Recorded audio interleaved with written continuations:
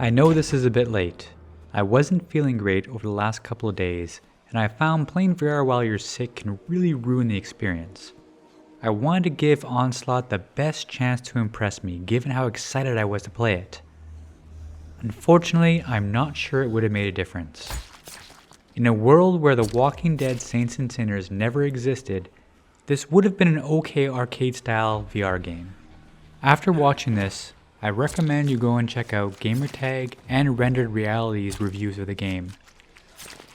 They are both really honest, and I didn't watch their reviews until after I had played for a bit and had some time to think about the experience.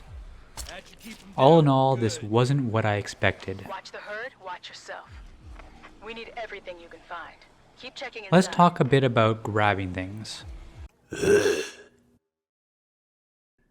On the index controllers, by default, it seems you can only grab things using the trigger with your offhand. Onslaught doesn't seem to support the grip action, and that might be configurable, but right away I had to get used to grabbing things with the left trigger button. It's immersion breaking. This goes for weapons too. I'm used to grabbing weapons with either hand, so like in Saints and Sinners, I could reach out with my right hand or my left hand and pick things up. And why can't I pick things up with my right hand? Or drop? Like there's no way to drop this thing? Instead, in Onslaught, it's a point and click to grab weapons, and they transfer automatically to the main hand. By clicking the left hand trigger, the gun appears in your right hand, and this feels really weird. Part of what makes Saints and Sinners so hectic is you're constantly grabbing things and moving them around and switching hands, and it's very intense, but here it's really just a point and click. That feels very weird. You don't pick things up. You point at them and press trigger. Try reloading. So once I get to a certain distance, it's going to automatically reload, isn't it? Yep.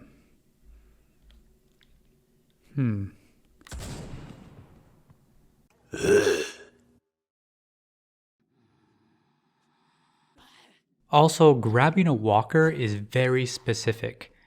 You have to reach forward, line your hand up with the neck level, and press the trigger button to grab a zombie. It seems the only place you can grab zombies is by the neck, although you can push them away. Only one way to keep them down for good.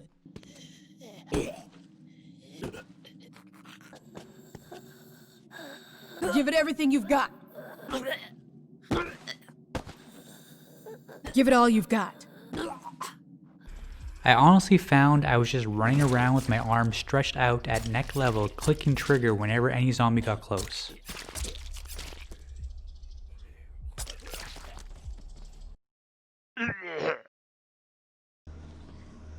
The knife didn't feel like it had any weight, and the walker heads for the most part didn't feel like they provided any resistance to a knife strike.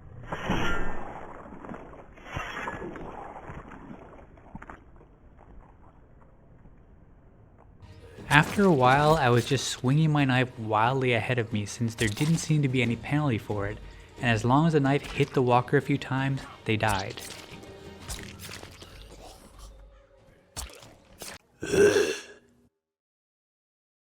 And you didn't have to necessarily damage the brain to kill a zombie. You could also kill zombies just by stabbing them in the body, or even a few stabs to a leg. Remember in Saints and Sinners when you could decapitate a zombie and the head was still alive? Well, I mean, alive undead? That's not happening here.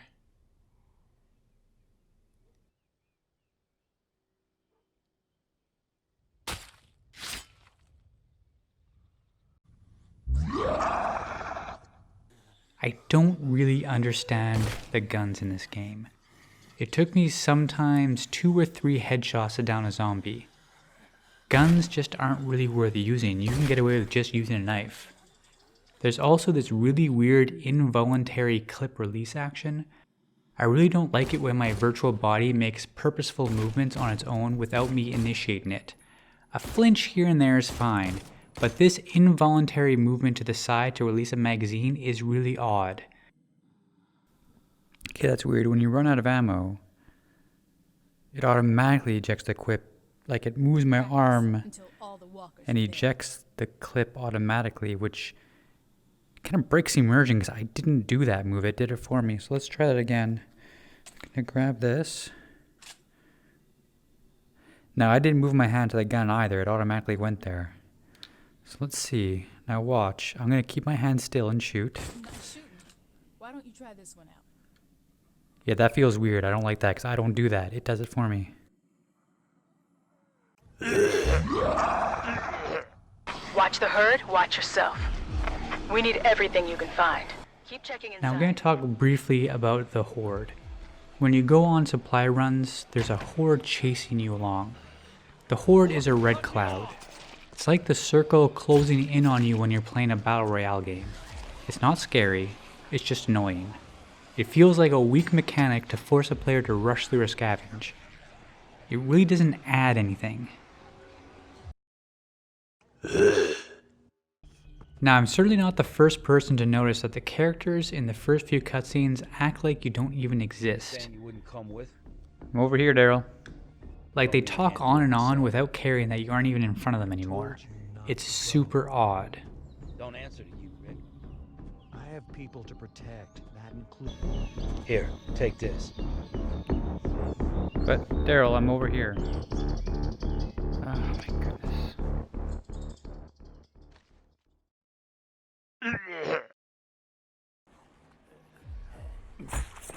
I'm gonna end up playing through Onslaught because there's a story and I love the characters, but not because I'm anxious to get back in or because the gameplay impressed me. I remember starting Saints and Sinners and I just couldn't take off the headset. I wanted to keep playing till it was done. After 45 minutes of Onslaught, I was okay to take a break. If it didn't have the Walking Dead TV characters, I'd probably just pass altogether. What really makes me feel bad is that the team at Survivos probably worked really hard on this game, but with all the hype around it and all the other great VR games that have come out recently, it just couldn't live up to the expectations.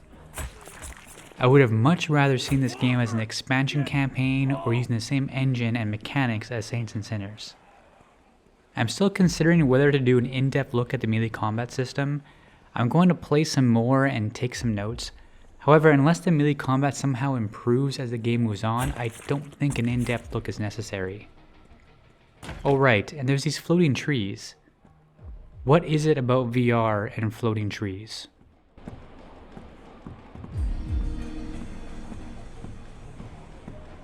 This is one invitation that's too sweet to decline. We need to go now.